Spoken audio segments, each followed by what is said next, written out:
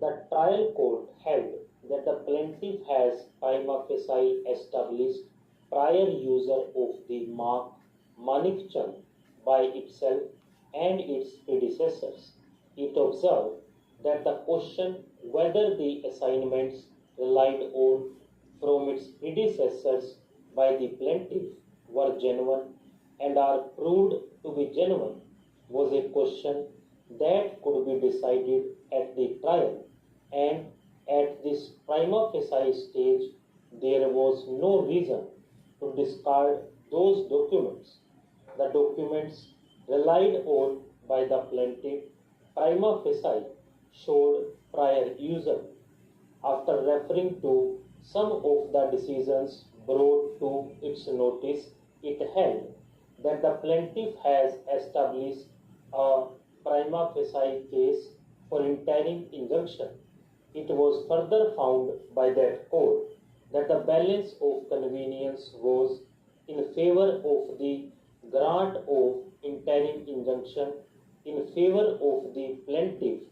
restraining the defendants from using the mark Manikchand till the final disposal of the suit. On appeal by the defendants, the appellate court reconsidered the relevant aspects in the light of the arguments addressed before it and came to the conclusion that the trial court was justified in granting an order of injunction, and the grant of interim injunction by the trial court could not be said to be in exercise of discretion, which was either arbitrary or perverse.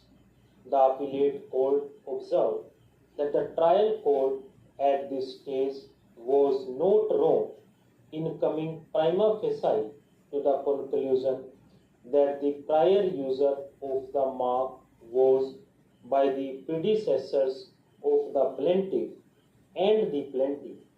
Regarding the argument based on delay and laches and acquiescence, the appellate court took the view that the present action was triggered off by the filing of a suit by the defendants in the High Court of Bombay seeking to restrain the user of the mark Manikchand by the plaintiff, and under these circumstances the claim for interim injunction could not be rejected on the ground of delay and laches when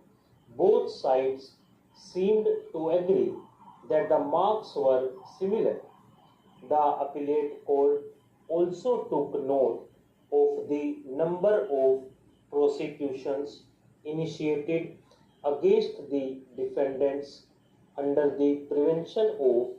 Food Adulteration Act in respect of